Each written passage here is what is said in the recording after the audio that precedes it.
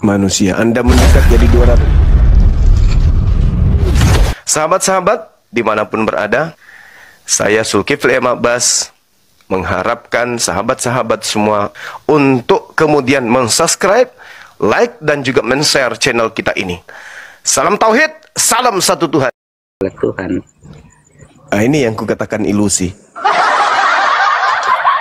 Salah nggak kalau saya mengatakan Anda sedang berilusi?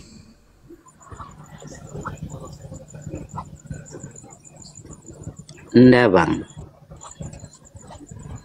Nggak salah. Benar berarti ya?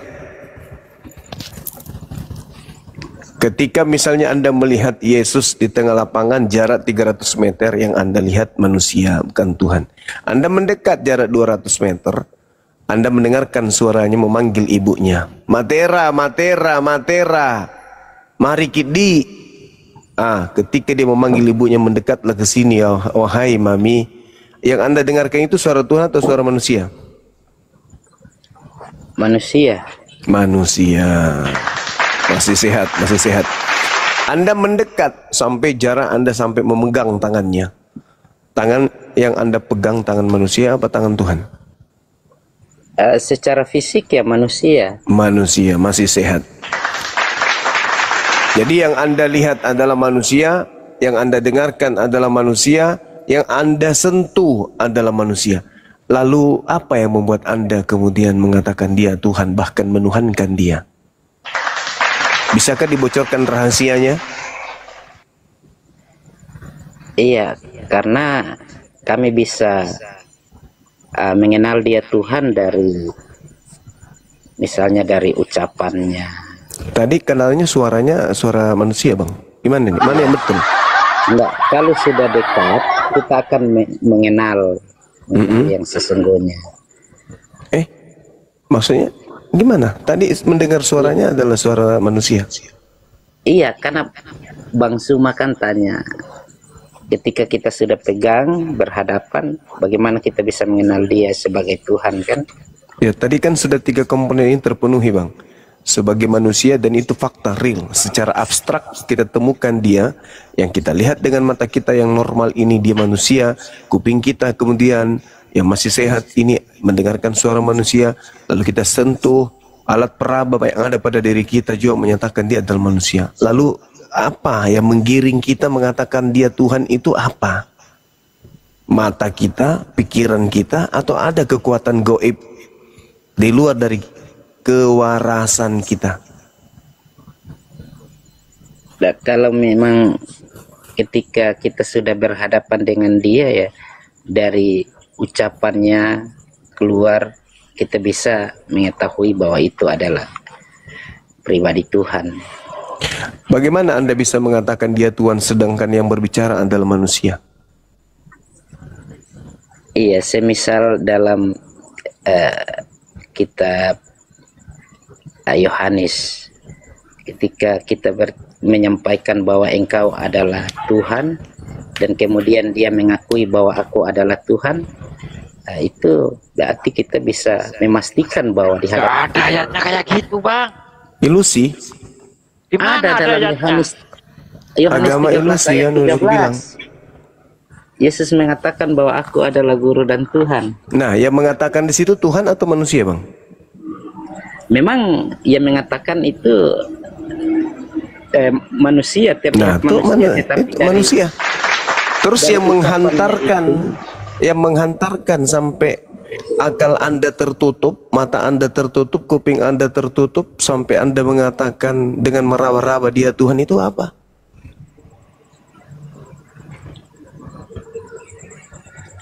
Anda misalnya tadi itu kan, kalau misalnya dari ucapannya, ketika kita mengakui bahwa dia Tuhan, kemudian dia sendiri mengatakan bahwa benar bahwa dia adalah Tuhan, ya kita bisa berkesimpulan bahwa dia adalah Tuhan. Ini kesimpulan Anda ini berasal dari akal Anda kah? Akal Anda atau angan-angan, ada bisikan gaib? Enggak, karena seperti contoh dalam Yohanes 13 itu kan murid-muridnya mengatakan bahwa dia Tuhan dan dia mengakui dia Tuhan, ya situ. Ya, tapi pemahaman saudara ketika Yesus mengatakan akulah guru dan Tuhan, posisi Yesus ketika berbicara seperti itu, dia manusia atau dia Tuhan? Manusia. Manusia. Terus apa yang menghantarkan Anda mengatakan dia adalah Tuhan? Jangan-jangan Al-Quran saya salah, Al-Quran saya benar ini? Nggak, dari ucapannya itu kan kita bisa mengenal bahwa siapa sebenarnya di hadapan kita, sekalipun tampak sebagai seorang anak manusia. Jadi kalau misalnya Pak Bombo mengatakan aku adalah Alfa dan Omega, atau Pak Bombo mengatakan akulah Tuhan, akulah guru dan Tuhan, berarti Anda mengatakan dia Tuhan gitu? Enggak, maksudnya Nah, seperti kejadian dalam Yohanes kan seperti itu, ketika murid-muridnya atau misalnya saya lah, saya melihat bahwa dalam pribadi Yesus dari ucapannya, perbuatannya, bagus. saya bisa mengatakan bahwa engkau adalah Tuhan. Dan ketika dia menyahut bahwa benar ucapanmu bahwa aku adalah Tuhan, di situ saya bisa memastikan bahwa ya di hadapan saya itu walaupun tampak manusia, tetapi dari ucapannya atau pengakuannya dia membuktikan bahwa dia adalah Tuhan, begitu Bang. Kalau terjadi pada Bom-Bom, apakah berarti Bom-Bom ini Tuhan? Enggak, kalau Bom-Bom kan manusia. Bedanya dengan yang manusia berbicara pada abad pertama itu apa? Enggak ada beda sih. Nah, enggak ada beda. Pertanyaannya, apa yang menggiring saudara meninggalkan akal sehat saudara, mata sehat Anda, kuping sehat Anda, alat peraba Anda untuk meninggalkan itu semua, sehingga Anda bernarasi bahwa Yesus itu Tuhan? Itu kan ilusi, angan-angan, keinginan yang kemudian Anda jadikan sebagai sandaran kepercayaan. Sedangkan akal Anda bantah, mata Anda bantah, kuping Anda bantah. Lalu saya sebagai orang Islam ini dituntut mengakui Anda ini waras atau apa? Sinting atau apa? Anda waras atau dibilang waras? Nggak mungkin. Ketika Anda melihat seekor kambing, dari jauh Anda melihatnya kambing, dari dekat Anda mendengarkan suara kambing, Anda sentuh kambing, tapi Anda kemudian menggiring diri Anda pada suatu paradigma berpikir, bahkan di dalam keadaan faktual Anda bersikap, Anda menganggapnya sapi. Saya nih menganggap Anda waras. Pertanyaannya, yang gila saya atau Anda? Tapi kalau saya menganggap Anda gila, yang waras saya. Karena jelas yang Anda lihat secara kasat mata, kuping, panca indera, peraba, perasa, Anda mengatakan ya mutlak dia adalah manusia. Lalu kekuatan apa yang ada pada diri saudara yang menggiring saudara mengatakan dia Tuhan? Sedangkan Yesus diajarkan dan diperkenalkan oleh Tuhan kepada kaumnya sebagai manusia. Malaikat memperkenalkan kepada Bani Israel Yesus itu manusia. Yesus memperkenalkan dirinya kepada kaumnya, dirinya adalah manusia. Apa yang menggiring saudara mengatakan sampai mengatakan dia Tuhan, sampai Anda meninggalkan akal sehat, meninggalkan mata sehat, meninggalkan kuping sehat?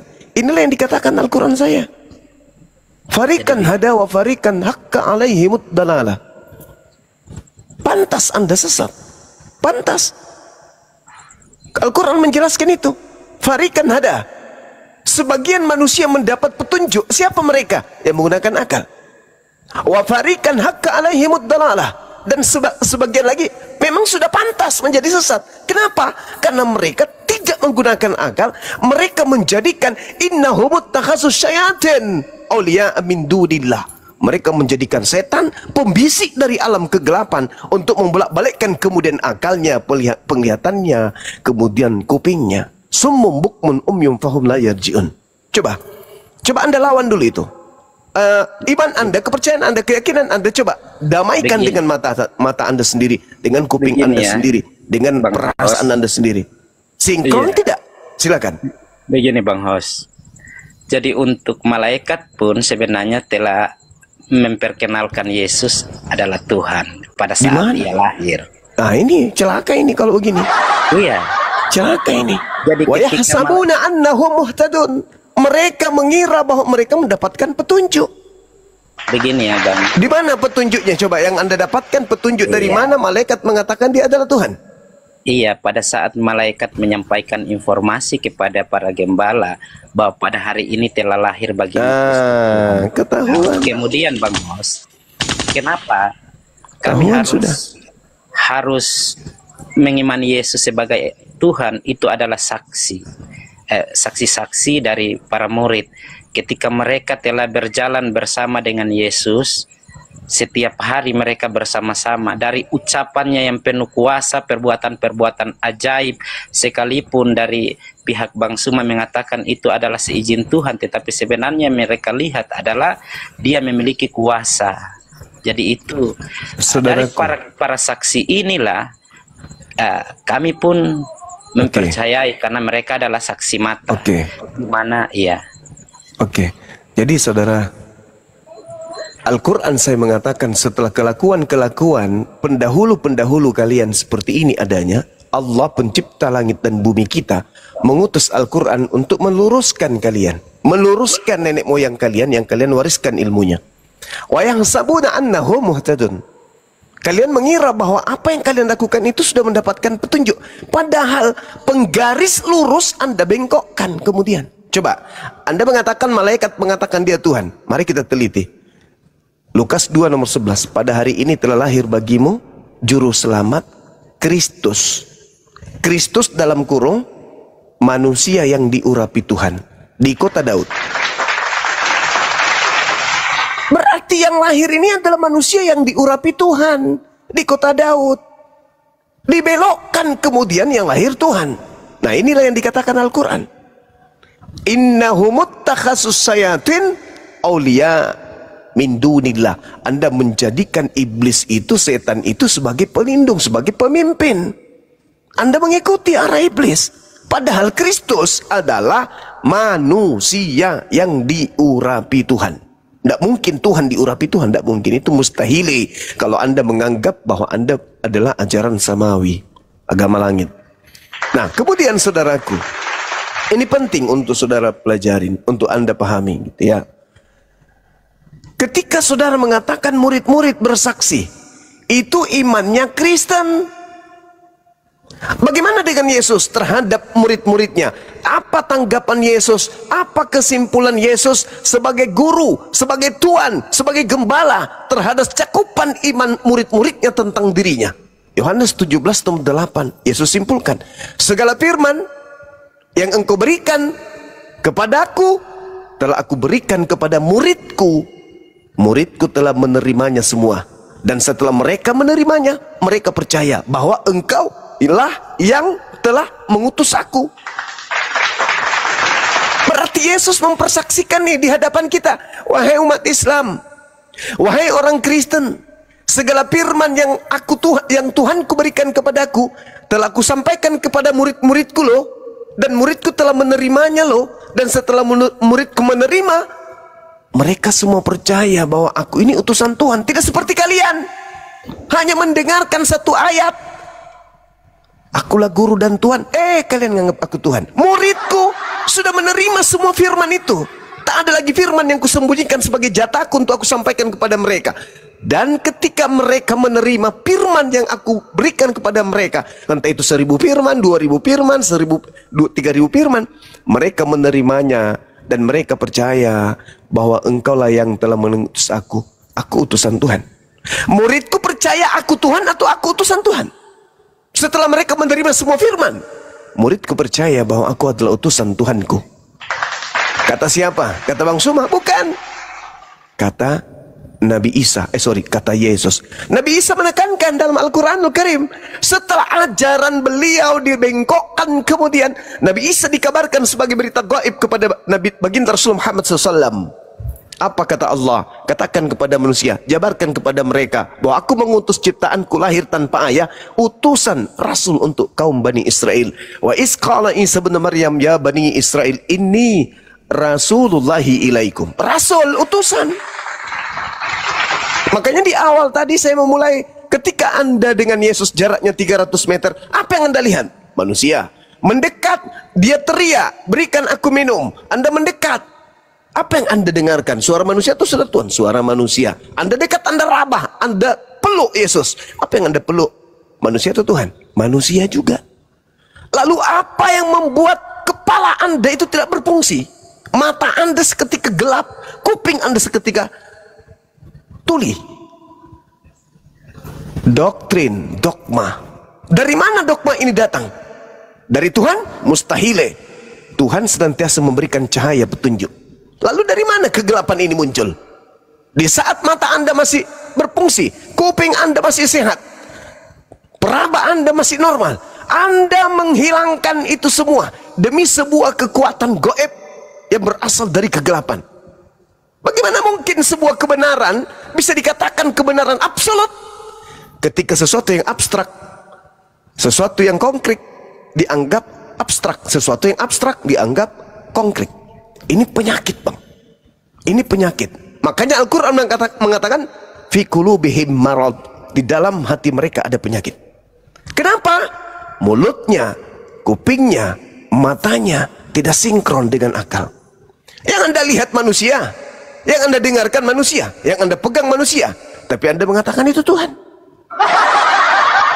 Saya sebagai saudaramu merangkul dirimu, lantas apa yang harus saya lakukan? Menganggap kamu sehat atau menganggap kamu sakit? Sakit. Makanya apologet Islam Indonesia wajib mutlak hadir di tengah-tengah umat. Banyak orang sakit, kelihatannya sehat, tapi butuh obat. Obatnya apa? Asupan nutrisi untuk di otak, dimainkan di otak. Nah, makanya saudaraku, ketika Anda mengatakan, oh kami mendengarkan dia mengatakan, akulah guru dan Tuhan. Shhh. Jangan lemah di dalam berpikir. Jangan terkubur sebelum meninggal. Jangan bermimpi sebelum tertidur. Ketika saudara masih menggunakan akal sehat, jangankan murid Yesus, Yesus bersaksi tentang dirinya loh. Sekarang permasalahannya, kesaksian siapa yang paling benar ketika Yesus mengangkat saksi tentang dirinya? Kesaksian kita, kesaksian tetangga, kesaksian orang lain, atau kesaksian Yesus tentang dirinya? Yang benar itu mutlak kesaksian Yesus sendiri. Yohanes 5 nomor 36, ada kesaksianku yang lebih penting dari kesaksian Yohanes Pembaptis yang telah membaptis aku, bahwa semua pekerjaan, perkataan, pekerjaan, mujizat, tanda-tanda, kekuatan yang aku lakukan, kesemuanya itu bersaksi bahwa Bapa yang telah mengutus aku. Kesaksian Yesus, aku utusan Bapa atau aku Bapa? Kesaksian Yesus, aku ini rasul atau aku Tuhan? Yesus mempersaksikan dirinya utusan Tuhan. Lalu kita bukan Yesus, jauh hidupnya dari Yesus, hanya mendengarkan ajaran yang dibawa oleh misionaris melalui penjajahan Belanda, ingin melantik Yesus yang bersaksi tentang dirinya bahwa dirinya hanya utusan Tuhan menjadi Tuhan. Sehatkah kita? Atau benar kata Al-Quranul Karim, wa yahsabuna annahum muhtadun. Mereka orang-orang pengikut iblis ini menyangka mereka mendapatkan petunjuk. Maka Islam harus datang meluruskan mereka, menyadarkan mereka, memberikan peringatan kepada mereka. Berikan peringatan. Semoga sekiranya mereka kemudian masih bisa disembuhkan. Ini saudaraku. Jadi sesederhana ini kemudian ketika kita mendudukkan akal kita, mata kita, kuping kita pada tempat yang sesungguhnya, subhanallah, kita akan dilembutkan hatinya untuk mendengarkan kebenaran. Satu konsep yang Anda harus pahami, unsur makala, unsur man kala, wala tansur makala. Jangan lihat apa yang dikatakan, tapi lihat siapa yang berkata. Jangan lihat siapa yang berkata, tapi lihatlah apa yang dikatakan. Maaf, saya Muslim, tidak seakidah, tidak seagama, tidak sekeyakinan dengan Anda. Tapi kalau yang saya sampaikan ini benar, berdasarkan akal, lawang diterima toh Cak Ayu. Begitu juga sebaliknya, meskipun satu akidah, satu agama, sekeluarga, serumpun sekalipun, kalau yang dikatakannya itu salah, ya kudu dikatakan salah Cak Ayu. Kita disebut manusia karena kita punya akal. Dan ketika akal ini kita gunakan, maka kita disebut manusia sempurna. Tapi ketika kita manusia punya akal tapi kita difungsikan, maka kita sakit akal, alias kita depresi, atau kita lagi sinting, atau kita lagi miring, atau kita lagi gila. Atau kita adalah orang waras yang membenci kebenaran, sehingga jangankan Tuhan pencipta langit dan bumi, Yesus pun jijik mengakui, enyahlah daripadaku, aku tidak mengenal kalian, kalian semua adalah pembuat kejahatan. Nah, kalau Yesus menolak, Kristen ini mau kemana lagi? Na'udzubillah summa na'udzubillah. Saya kira begitu saudaraku. Noce Bandari, saya hanya sekedar memberi peringatan saja, tidak ada paksaan dalam beragama. Yang pasti ketika kita ingin menjadi benar, maka warna bisa kita pilih. Ini merah, ini hitam, ini coklat. Bentuk badan bisa kita tahu, ini gemuk, ini kurus. Tinggi badan bisa kita tahu, kita ukur, ini tinggi, ini rendah, dan seterusnya. Karena tempaan daripada akal yang kita punya. Kenapa kita ditunjuk menjadi pemimpin? Karena Allah membekali kita dengan senjata berupa akal. Kalau akal kita lumpuhkan, tai sapi pun bisa kita tuhankan. Saya kira begitu sebagai contoh ceramah. Kalau ada anak kita ini kemudian mau ikut pertandingan, dicontoh aja itu. Demikian, silakan.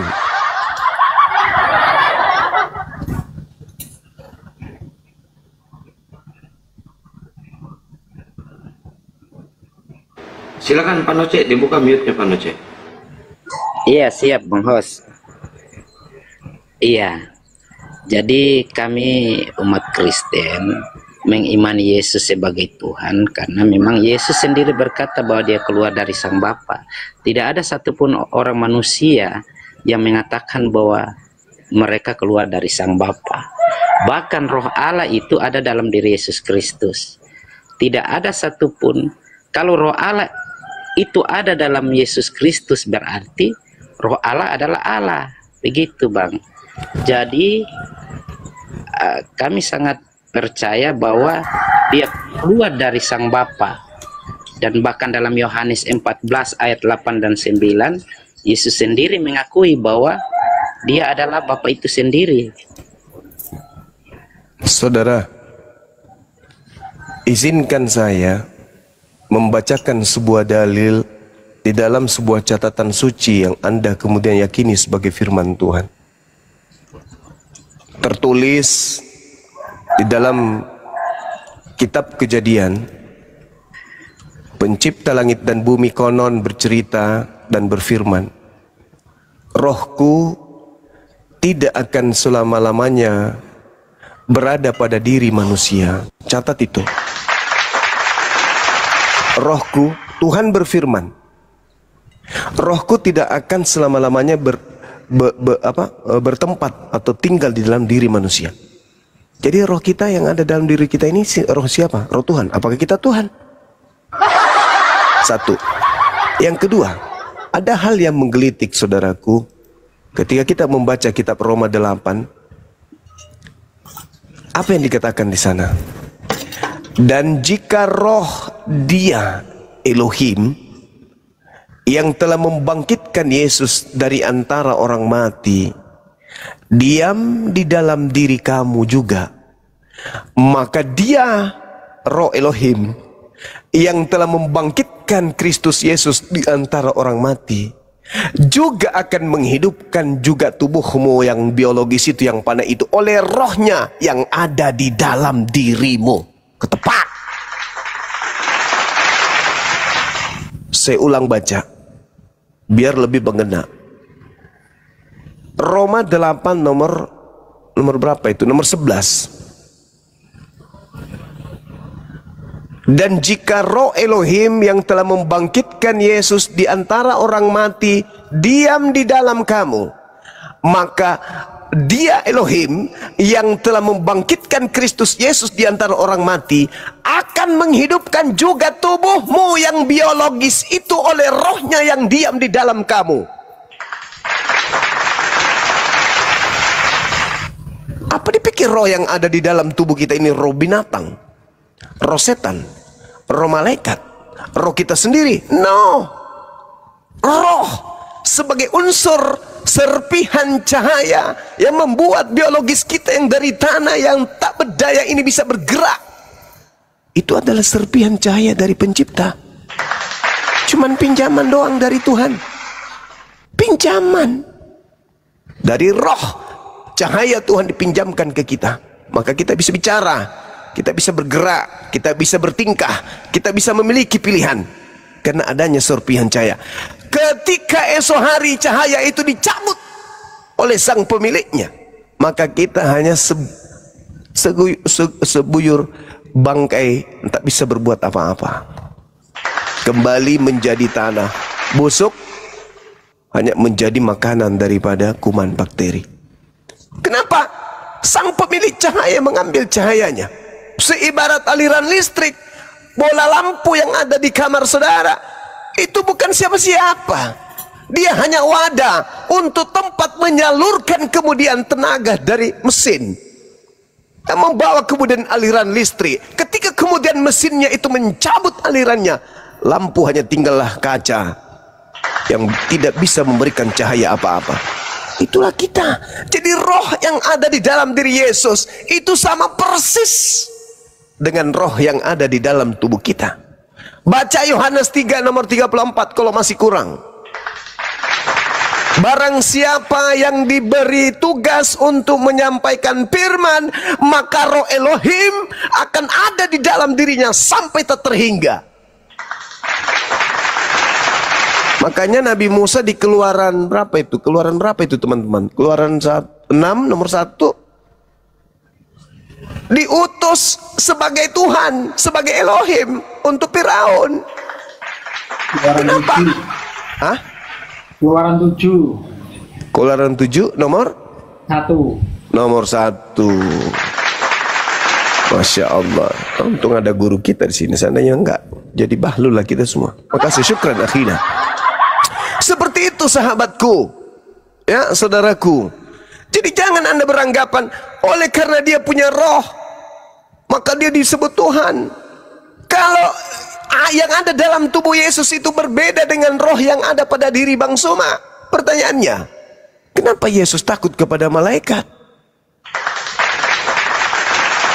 Oh, yang takut jasadnya Bang Suma. No, bullshit. Mustahile raga jasad manusia takut tanpa ada unsur roh di dalamnya. Makanya sering saya guyon, tidak akan pernah ada berita yang Anda dengarkan di televisi atau di radio atau dimanapun itu, telah terjadi kebakaran Pasar Senen, ditemukan 3 mayat melarikan diri. Itu tidak akan mungkin. Mayat, kebakaran, bahkan terbakar, nggak peduli lagi. Kenapa? Nggak ada roh di dalam dirinya. Berarti yang merasakan takut adalah roh. Ketakutan roh terbias kepada jasad yang mengakibatkan keringat keluar dari jasadnya.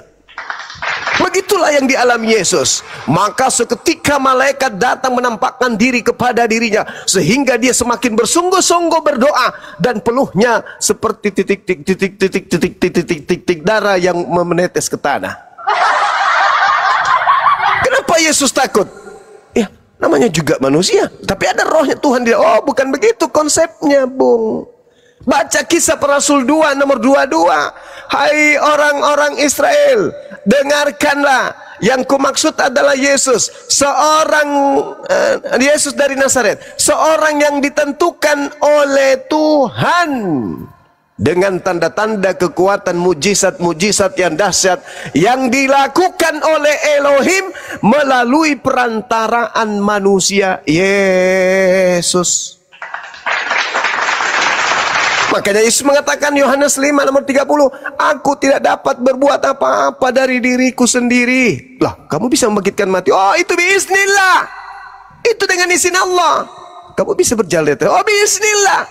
Tidak ada yang bisa aku lakukan. Semua yang aku lakukan itu bukti bahwa Bapaklah yang telah mengutus aku. Yohanes 5 nomor 36, itu kesaksian beliau. Kembali muncul pertanyaan, saudara. Bible menguraikan, Yesus melisankan. Anda membaca, mata Anda menalar, akal Anda kemudian menalar, Anda paham sampai kepada Anda titik kebenaran itu. Tapi kenapa Anda menolaknya? Pertanyaan saya, kekuatan gelap dari mana yang menghantarkan Anda nggak mau terima ucapan-ucapan Yesus yang begitu terang? Kenapa orang-orang kafir itu nanti matinya di neraka dan disiksa seumur hidup? Kenapa? Kenapa? Karena telah datang kepadanya berita. Berita yang datang kepadanya, berita yang bisa dimengerti olehnya. Tidak seperti kami umat Islam. Kami orang Indonesia. Berita yang datang pakai bahasa Arab. Manalah kami mengerti. Kalau kami tidak mendengarkan pengajaran, bimbingan dan belajar mati-matian, kami nggak ngerti ya Rob. Maka ketika kami pun keliru, wajar, bukan bahasa kami. Ada manusia, sudah bahasa ibu, sudah direvisi, dikoreksi, tidak juga mengerti. Maka pantaskah mereka kemudian di neraka? Pantas. Orang udah bahasa Indonesia, aku tidak dapat berbuat apa-apa dari diriku sendiri. Ini Tuhan. Tuhan, gila loh. Ya Bapa, permuliakanlah anakmu, permuliakanlah aku. Sebagaimana kemuliaan yang aku miliki di kehadiratmu sebelumnya. Ini dia berdoa sebagai Tuhan atau sebagai manusia sih? Sebagai Tuhan. Gila loh. Jadi Al-Quran saya tidak keliru mengatakan itu. Farikan hada wa farikan hakka alaihimud dalalah. Mereka pantas untuk disiksa di neraka. Mereka pantas untuk mendapatkan jatah api jahanam. Mereka pantas untuk sesat. Ketika datang kemudian berita kepada mereka dalam bentuk bahasa mereka, mereka pun tak mau paham, mereka pun tak mau mengerti. Bahkan paham dan mengerti sekalipun, mereka tetap ingkar terhadap kebenaran pesan yang muncul pada mereka. Subhanallah. Lantas siapa yang mau dipersalahkan? Tuhan? Nggak mungkin. Siapa? Ya Anda sendiri. Itulah yang disebut zalim. Itulah yang disebut zalim. Maka Al-Quran saya mengatakan, wa man azlamu mimman iftara 'ala Allahil kadziba wa huwa yud'a ilal Islam. Kenapa orang-orang ini disebut zalim? Lebih zalim daripada orang yang zalim karena sudah datang Islam kepada mereka, tapi mereka tetap aja berdusta tentang Allah. Coba nih saudara-saudaraku Kristen, kalau saya tanya, saudaraku Kristen yang saya cintai, yang saya kasihi, yang saya sayangi, iya paman, Yesus ketika mengajar, semua ucapan-ucapan dari tinta merah ini dari A sampai Z disusun. Adakah Yesus mengajarkan menyembah dirinya? Tidak. Terus kenapa Anda menyembahnya? Bukankah Yesus mencontohkan siang dan malam beribadah, menyembah? Kenapa Anda tidak mencontoh Yesus beribadah, menyembah? Bukankah Yesus sujud menandakan dia menghambakan diri? Bukankah tertulis dalam kitab saudara Yohanes 4 nomor 22, aku dan muridku mengenal apa yang kami sembah. Yesus menyembah. Kenapa Anda menyembah manusia yang menyembah? Ada apa dengan otak kalian? Apa yang mempengaruhi kalian? Apa yang mempengaruhi? Inilah yang disebut ular tua yang datang kepada Adam, juga datang kepada saudara-saudara kami Kristen. Perintah jelas, jangan kau makan buah. Hari di mana kau memakannya kau akan mati. Ular tua datang, udah makan aja, kau nggak bakal mati kok. Makan. Kau akan kekal kalau kau makan sini. Ya makan, bisikan. Kalau Adam cuma satu perintah doang, dia dilempar, ditendang dari surga. Sementara Kristen tidak pernah dari surga. Mimpi mau masuk surga. Sedangkan perintah-perintah Tuhan dilanggar semua. Adam aja ditonjok dari sana, dilempar dari sana. Mimpi apa kalian mau masuk ke surga dengan melanggar semua perintahnya? Adam cuma satu doang. jangan kau makan buah ini. Makan, ketabok, lempar dia.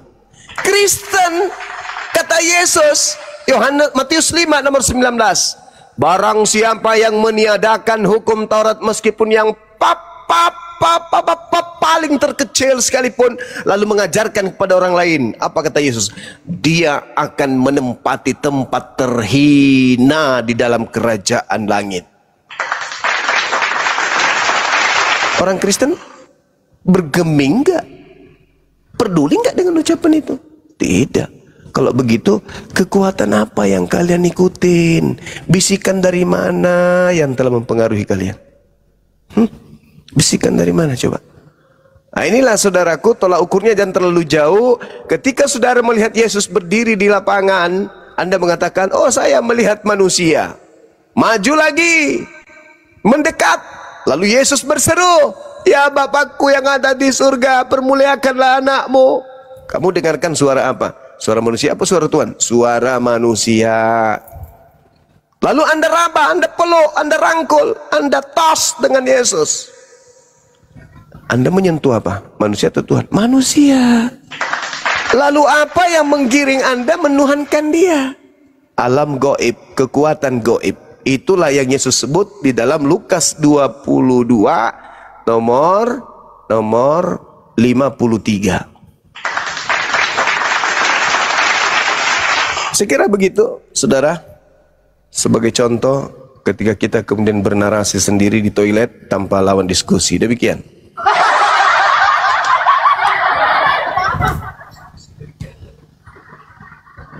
Ya, Pak Nuce, Pak Gondrong, silakan Pak Gondrong. Iya. Jadi Bang Hos, Bang Suma begini ya. Jadi konsep di dalam kitab Kristen, kemudian apabila kita membaca firman Tuhan itu, tentu kita membaca konteks ya. Jadi dari konteks ini menjelaskan isi dari konteks itu. Makanya ketika Bang Suma menyampaikan narasi-narasi ini, Bang Suma menarasikan konteks yang lain. Jadi tidak, sebenarnya kita punya cara pandang atau kitab suci memiliki cara pandang tersendiri terhadap Tuhan. Jadi kalau yang Bang Suma sampaikan itu dari cara pandangnya Bang Suma. Tapi kalau dari saya itu cara pandang berdasarkan kitab yang saya imani Bang Suma. Karena memang ada konteks lain di mana Yesus mengatakan bahwa dia adalah utusan, tetapi dalam konteks yang lain juga Yesus sendiri mengakui bahwa dia itu keluar dari Sang Bapa. Kemudian dia juga mengakui bahwa dia itu adalah Tuhan. Kemudian juga dia juga mengatakan bahwa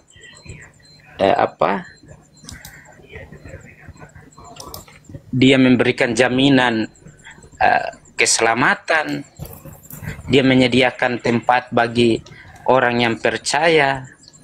Jadi itu sangat jelas sebenarnya bahwa dalam kitab yang saya imani itu jelas ada sebuah kepastian dalam kekekalan Bang Suma. Oke, saudara,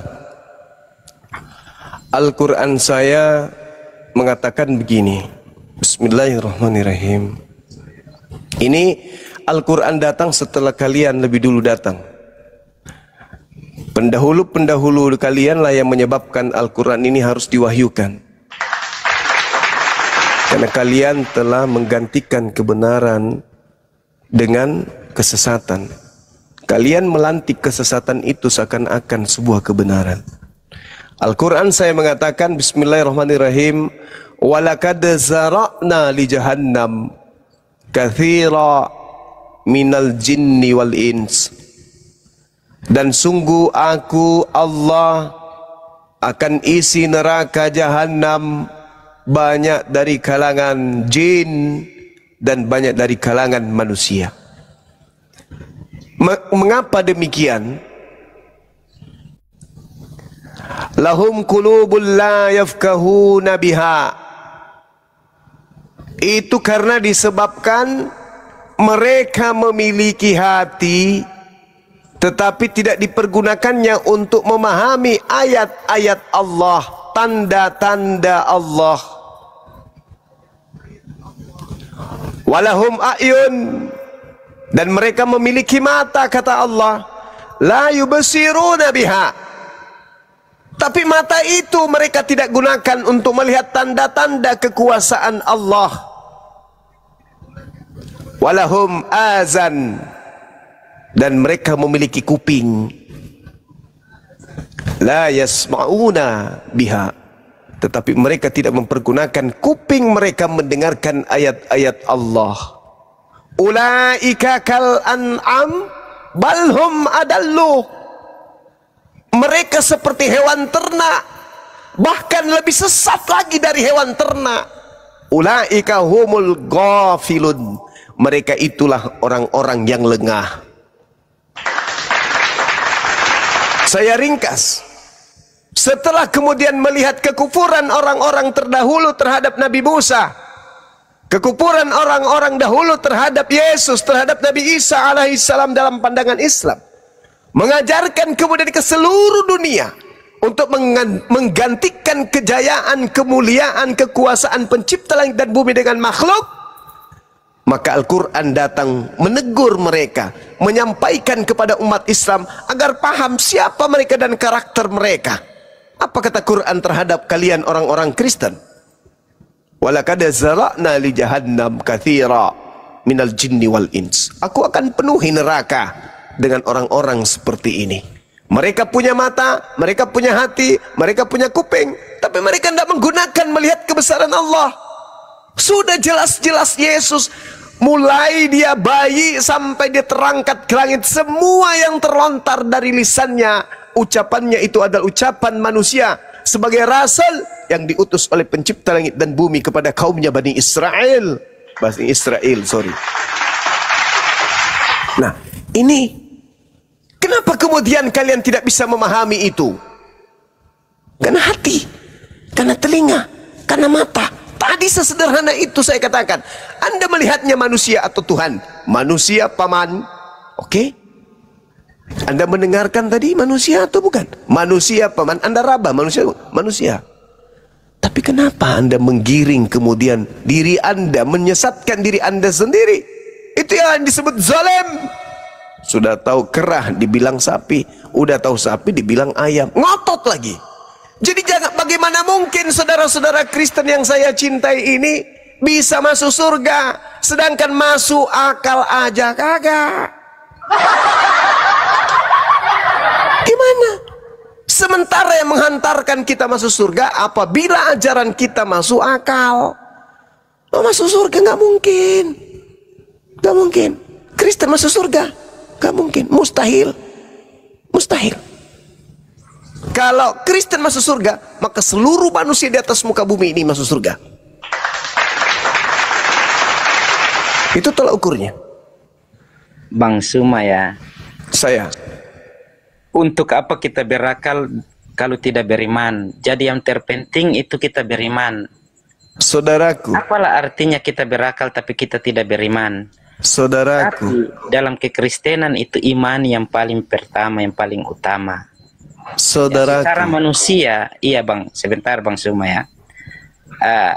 Akal pikir manusia itu tidak sedalam dengan pikiran Tuhan. Apa yang dipikirkan manusia itu tidak mungkin sama seperti yang dipikirkan Tuhan. Kadangkala manusia tak mampu menyelami pikiran-pikiran Allah. Itu yang saya mau. Apa? Saudara. Ya siap bang. Saudara, Anda yakin Tuhan itu maha tahu? Iya, Tuhan itu maha tahu. Tahu kapasitas akal manusia? Apakah Tuhan tahu? Apakah Tuhan tahu memberikan ajaran yang sinkron dengan akal manusia yang Dia ciptakan? Ya, memang dalam firman Tuhan itu apa yang dipikirkan oleh Tuhan itu tidak seperti yang dipikirkan oleh manusia, Bang. Betul sekali saudaraku, benar sekali. Tapi dalam hakikat pencipta langit dan bumi, akal kita itu diberi kemudian kemampuan untuk menakar pengetahuan kita sendiri tentang Tuhan, bukan mengakal-akali. Sekarang saya tanya kepada saudara, ketika Anda mengatakan iman harus lebih utama daripada akal, oke.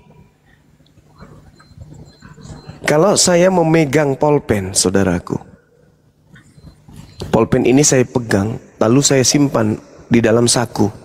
Saya bertanya, saudaraku Nos, apakah Anda percaya bahwa ada pulpen di dalam saku bajuku?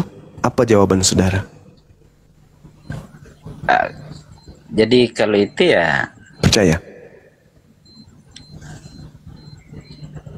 Percaya nggak? percaya, Oke. Yakin? yakin, Beriman? iya beriman. Anda menerima kenyataan ketika saya bertanya, apakah Anda beriman kepada pulpen yang saya taruh di saku? Masuk nggak itu? Iya, karena saya yakini ada. Lah, inilah yang saudara Kristen harus paham, bahwa di Kristen itu tak ada iman. Begini ya Bang. Beda percaya dengan iman, saudara. Begini Bang ya. Akal manusia itu misalnya manusia yang telah mati 4 hari itu tidak akan mungkin bisa menjadi pulih kembali. Iya kan, itu akal manusia ini. Oh, nggak bisa, itu masuk akal dong. Enggak. Masuk akal, Bung. Sudah 4 hari orang sudah mulai membusuk, semua organ-organ tubuh sudah mulai rusak, saraf-saraf sudah rusak, tetapi bisa dipulihkan kembali oleh Tuhan. Tapi secara manusia, bahkan secara mereka tidak akan percaya bahwa itu bisa dipulihkan kembali. Tetapi kalau Tuhan, Dia mampu melakukan yang tidak mungkin menjadi mungkin. Yang itu yang saya sampaikan kan, Ibu. Jadi gini, saudara, saya kembali kepada yang tadi. Anda mengatakan lebih utama iman daripada akal. Iya Bang. Anda mengatakan iman Anda benar. Iya, benar. Saya juga mengatakan iman saya benar. Di antara iman Anda dan iman saya, yang benar-benar benar itu yang mana? Apa tolak ukurnya?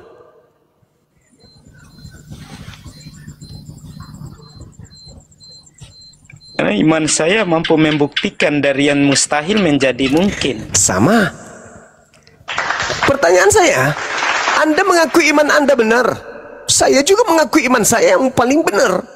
Kira-kira yang membedakan antara iman saya dengan iman Anda untuk menentukan mana iman yang benar itu apa?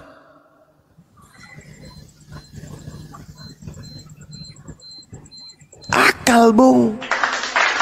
Kalau hanya sekedar mengatakan imanku yang paling benar, Tuhan turun ke bumi, netek sama manusia, dibunuh manusia, bangkit pada hari ketiga, itu iman. Sekarang orang berakal mana yang mau menerima iman itu?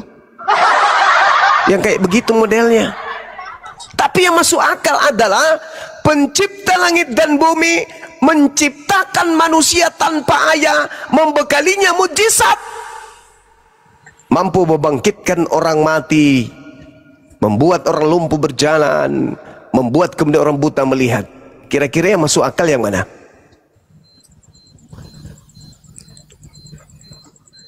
Yang mana yang masuk akal? Bagaimana Bang? Tuhan Anda turun menjadi bukan Tuhan, menjadi manusia, lalu dibunuh oleh manusia. Atau iman saya, pencipta langit dan bumi yang maha menciptakan manusia tanpa ayah, turun ke bumi, menjadi nabi, menjadi rasul di tengah-tengah kaumnya Bani Israel, bermujizat, membangkitkan orang mati, bla bla bla bla dan seterusnya. Mana yang masuk akal?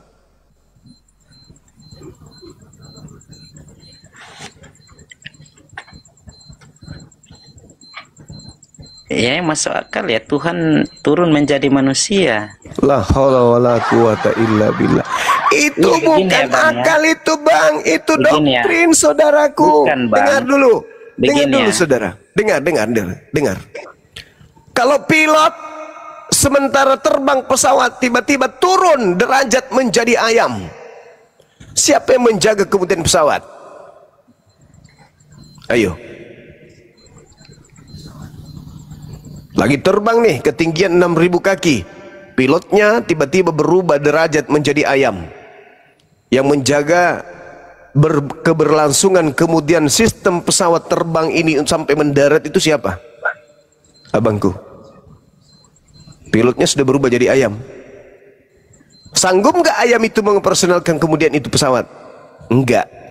Tuhan yang maha pencipta, yang maha perkasa, lu bilang turun jadi manusia. Hah? Iya, Bang. Yang menjaga alam semesta siapa?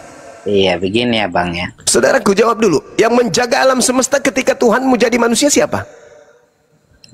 Iya, ini kan abang membatasi Tuhan, padahal Anda atau saya? Anda atau Begini saya ya. yang membatasi? Bang, Anda atau Ketika- saya yang membatasi? apakah ketika Tuhan telah menjadi manusia, dia tidak punya kuasa untuk mengawasi alam semesta? Dia jadi manusia. Iya, Iya, Tuhan jadi manusia. Bagaimana dia mau mengawasi? Sementara ketika dia menjadi manusia, untuk sekedar cebok aja butuh manusia untuk mencebokin dia. ya, sebentar Bang ya. Sabar dulu, Bang. Nggak. Bagaimana kemudian Anda mengatakan saya yang membatasi Tuhan? Pertanyaan saya kepada saudara. Iya. Ketika Karena Tuhan Anda, nanti Anda boleh bertanya.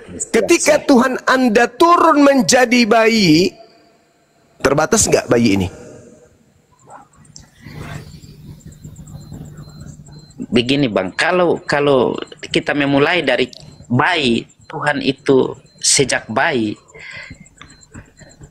itu yang kita harus pahami bahwa Apa itu?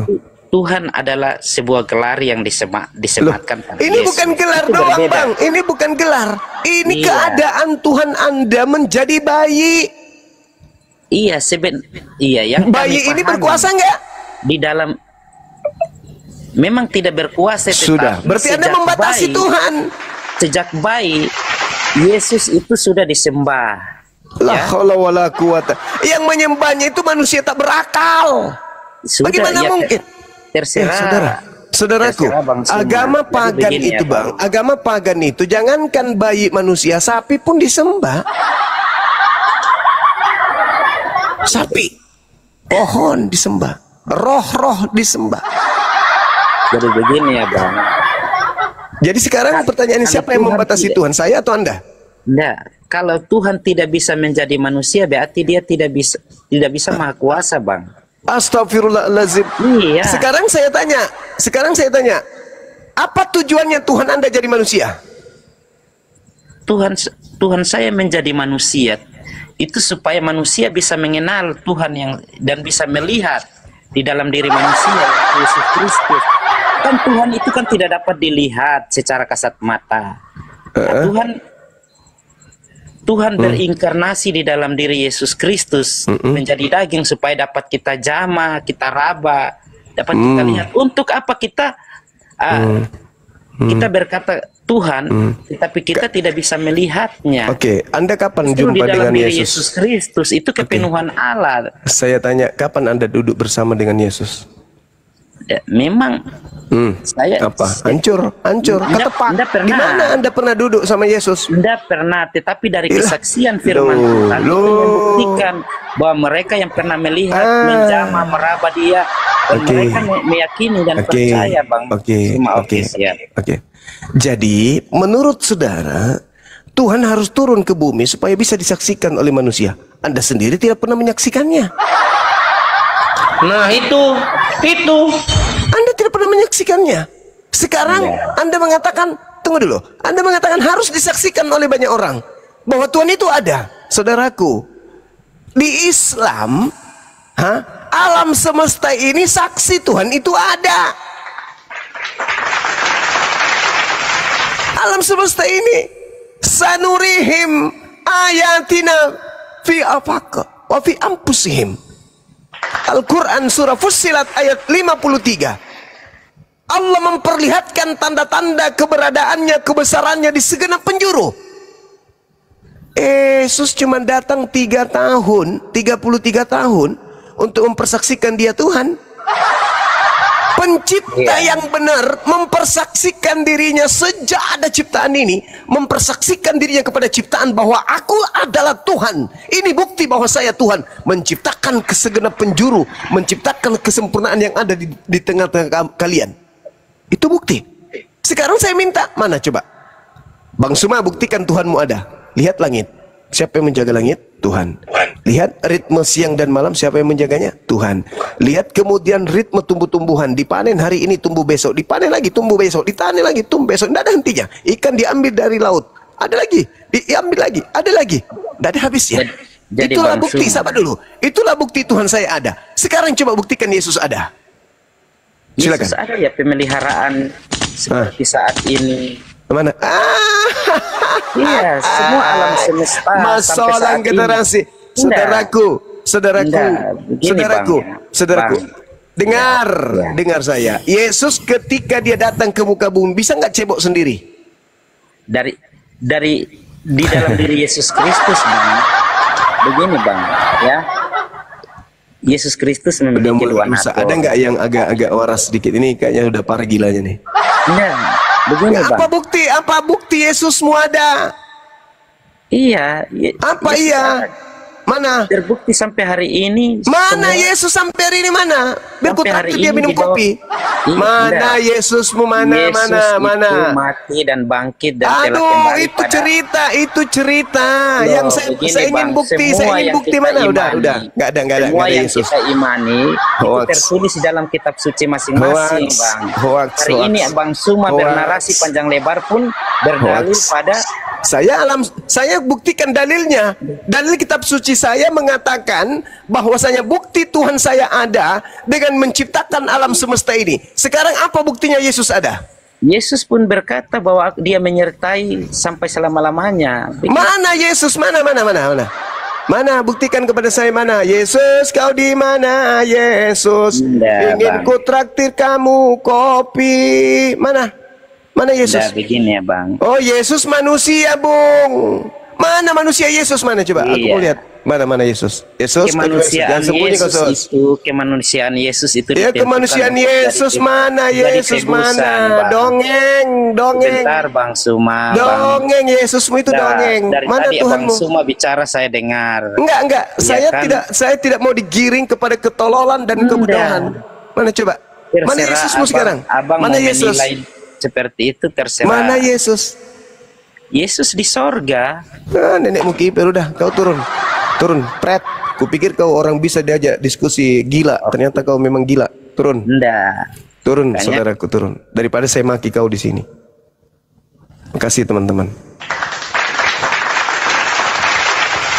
Kata guru saya, lebih baik saya diskusi dengan 1.000.000 orang cerdas daripada seekor manusia bodoh. Itu guru saya mengatakan, mending kamu berdiskusi dengan 1.000 profesor daripada kau berdiskusi dengan 1 ekor orang bodoh. Saya sudah memberikan waktu saya 1 jam lebih menggiring dia untuk tidak bodoh, tapi ternyata tidak bisa, tetap aja bodoh. Ya, saya kira begitu teman-teman. Silakan dia ambil alih dulu. Ya, ini ada siapa ini? Abah, selamat malam Abah. Christian Jupri. Abah, selamat malam. Loh. Ayo teman-teman Kristen yang mau diskusi silahkan naik ke atas ya. Ini nih temanya nih, utusan kok dituhankan. Silakan naik.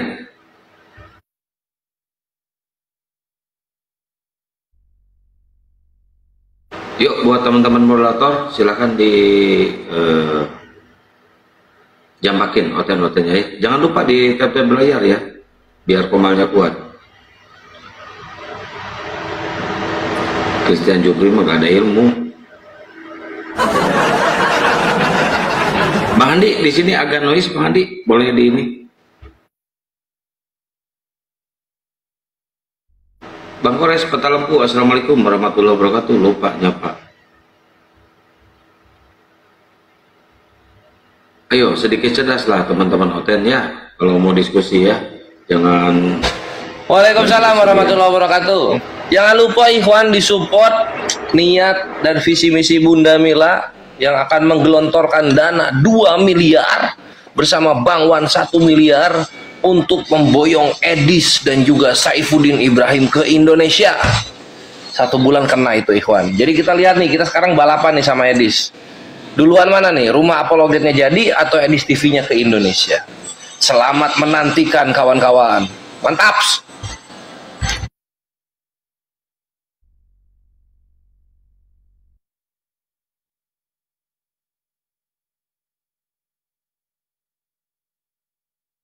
Apa pula sampah mau dibawa kembali ke Indonesia? Ya, itu niatannya mulia. Ayo, kawan-kawan yang mau bertanya tentang Islam atau yang mau nangis-nangis tentang Islam 87% di Indonesia, silahkan naik. Kami akan mendengarkan tangisan kalian.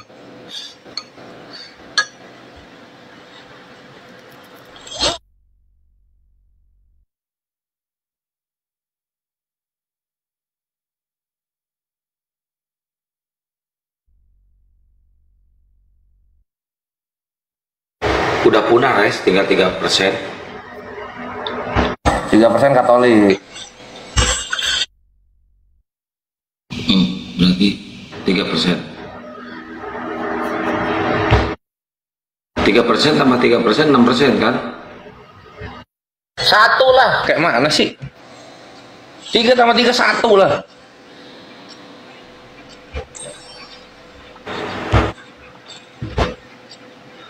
1 tambah 1 tambah 1, 1. 3 tambah 3, 1. 1 terus.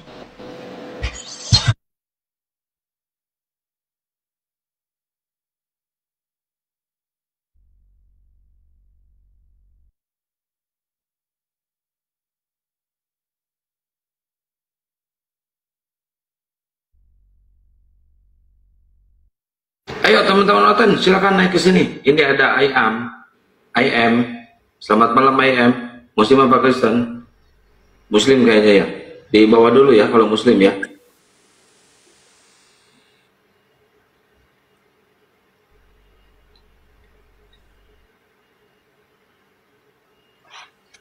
Christian Jupri kok nggak berani naik ya Res ya? Apa udah tobat ya? Ayo, selamat malam. Ayo. Cuman ya. Iya. Kepijit kayaknya. Itu emang si Dalton ngapain sih, Ikhwan? Aku kurang nyimak ya tadi. Ngapain dia itu?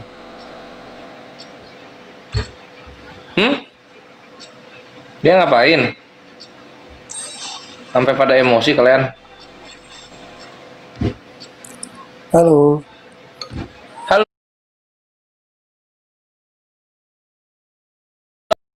Halo. Halo. Halo. Halo.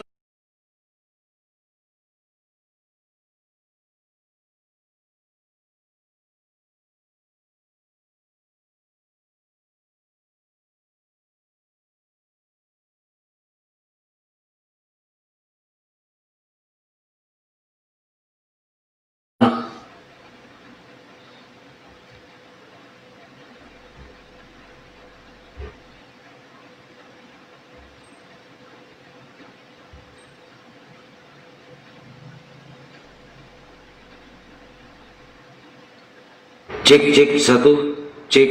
Aduh, ini kayaknya ada yang mau nombak nih. Ini teman-teman jangan telat dong tab-tab layarnya, ini kayaknya telat banget nih tab-tab layarnya. Kayaknya mau ada yang nombak nih. Suara saya jelas nggak Res? Kurang nih, kecil banget. Cek 1. Jelas ya. Abang kan Kristen Bang? Halo. Ya saya Kristen, cuma saya lagi nonton. Itu lagi Bang Suma lagi ditantang gitu. sama Jackson. Oke, Jackson bilangin Bang. Salomo. Iya, Bang, Abang bilangin ke Jackson, sama Salomo, kita tantang balik debat offline mau di Jakarta, di Surabaya atau di Manado atau di mana aja, ya. Kita Ah, iya, offline. saya kan biasa kan suka ikut Iya, Bang Suma iya, kan Bang. lagi. Kalau Oke. ini kan saya tidak komen, cuma dia lagi Iya Bang. lagi Kita tantang tantang, saya balik debat sampaikan offline aja ya Bang. Kita tantang balik, kita debat offline, kita biayai semua. Ya. Bilangin ke mereka ya. Oke Bang. Oke, Ah, debat offline. saya sampaikan aja, maaf ya Bang Suma ya. Iya, iya. Sampaikan Bang, Ya, debat offline. Kita malam. siarkan di TV sekaligus Bang. Malam. Ya. Ya ya. Ya. Yuk, kita pengen tahu yang orang yang suka nantang-nantang debat, kita langsung debat offline aja lah. Biar nggak ini. Biar mahal. Ya, ayo kita debat offline aja. Nggak usah Alhamdulillah. sok-sokan lah. Salomo. Salomo istrinya banyak loh. Kenapa Nabi kami yang dibilang raja? Kan Salomo istrinya banyak. Yuk, yang Kristen dulu yang naik ya. Soalnya di atas ini udah Muslim semua. Kalau semuanya, oh ini ada satu. Kalau semuanya Muslim nanti nggak ada diskusi dong.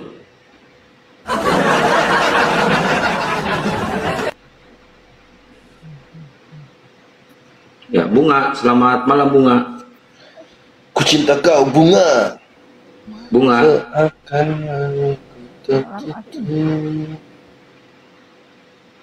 Bunga. Bunga, selamat malam.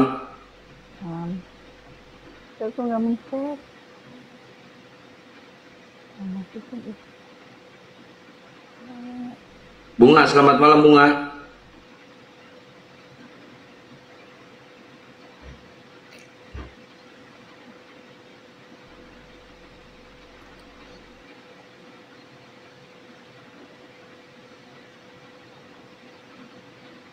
Kepencet kayaknya ya. Ini yang minta naik kok kebanyakan Muslim semua. ku cinta ini dapat tersambung.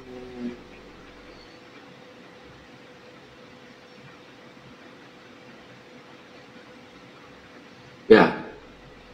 Pablo, selamat malam Pablo.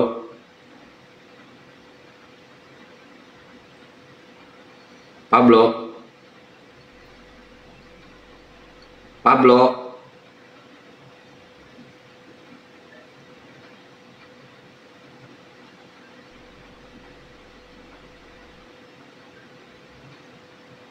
Pablo, selamat malam.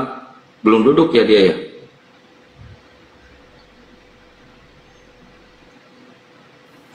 Belum duduk ya. Nah, udah duduk. Inca, iya saya noise. Tapi kalau saya tutup ini, siapa yang ngomong di atas?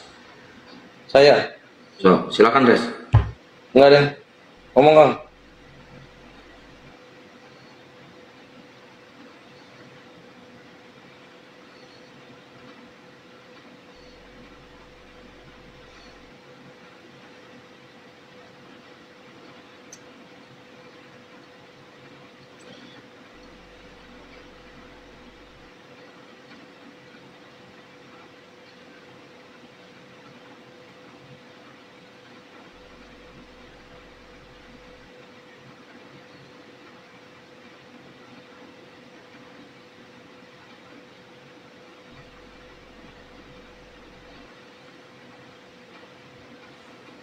Ayo untuk kawan-kawan penghujat Islam yang sangat mendukung Edis, silahkan disupport pergerakan Edis ya.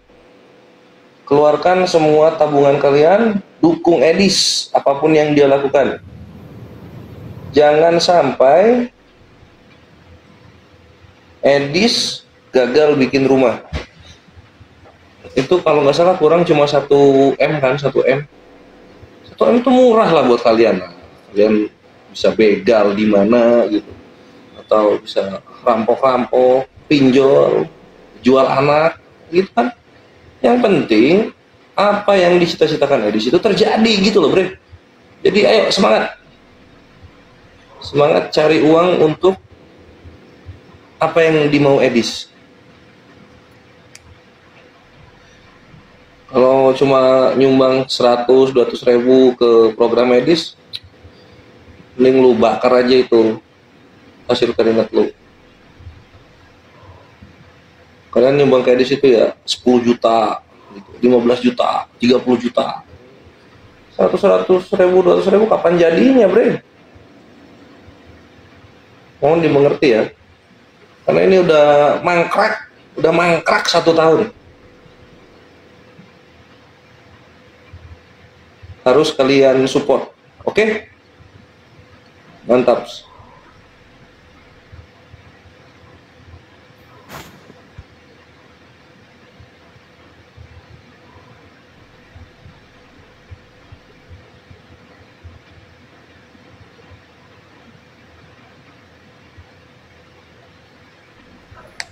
Assalamualaikum warahmatullahi wabarakatuh.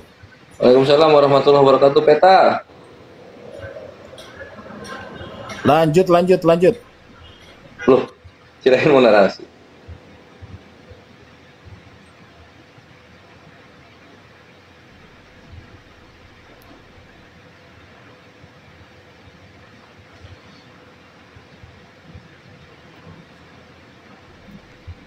Diulang lagi ya. Semua pendukung Edis silakan sumbang minimal 5 juta ke rekening pribadi Edis untuk programnya membuat rumah apologet di sana ya. Nggak peduli kalian miskin atau kaya, minimal 5-10 juta harus sudah masuk ke rekening Edis. Karena ini sudah terlalu lama mangkrak ya. Sudah terlalu lama mangkrak programnya.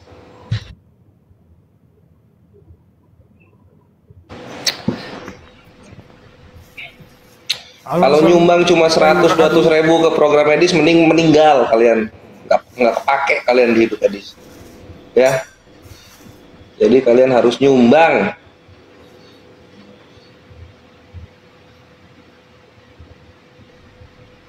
Ya, halo, Kiraju, Ciko, selamat malam. Assalamualaikum warahmatullahi wabarakatuh, Bang. Waalaikumsalam warahmatullahi wabarakatuh. Begini, Bang, bagaimana ini ada dari user apa TikTok ini, Jackson namanya, ingin menantang Bang Zuma ini. Bruna lagu keras ya. Tadi Salomo, sekarang Jackson. Mantap Bruna. Namanya Jackson, Bang. Iya, Bang. Katanya gini. Katanya gini, Bang Zuma sempat lari ditantang oleh Jackson ini. Gimana lari? Bang, saya jelasin, Bang. Kan cuma 6%. Kok lari? Suara saya ada nggak sih? Kecil. Bang, saya jelasin nih, Bang. Jackson itu dari zaman di Zoom sama Bang Zuma itu udah berapa ratus kali dilumat, Bang. Gak ada ilmu, dia itu cuma modal nyerocos doang, Bang. Kita loh saksinya loh. Sekarang di Komal kami dia berkoar bahwasannya Bang Zuma itu suruh kesini, Bang. diajak. Ya. Itu suruh kesini, bagaimana caranya, Bang? Bagaimana cara suruh kesini, Bang? Si Jacksonnya disuruh kesini, Bang. Jacksonnya, Bang. Ya, caranya, kemarin Bang, saya di kick di tempatnya Romo siapa, Patrick siapa gitu sama dia. Sama timnya. Terus Komal saya akun saya yang satu diblokir. 2 akun saya diblokir di Komal itu. Suruh aja ke sini. Di sini aman kok. Di sini sampai subuh dilayani gitu. Suruh ke sini. Kalau di sini kan mereka nggak bisa bunuh-bunuh. Saya sambil renang tapi ya. Saya lagi renang ini. Suruh ke sini. Tadi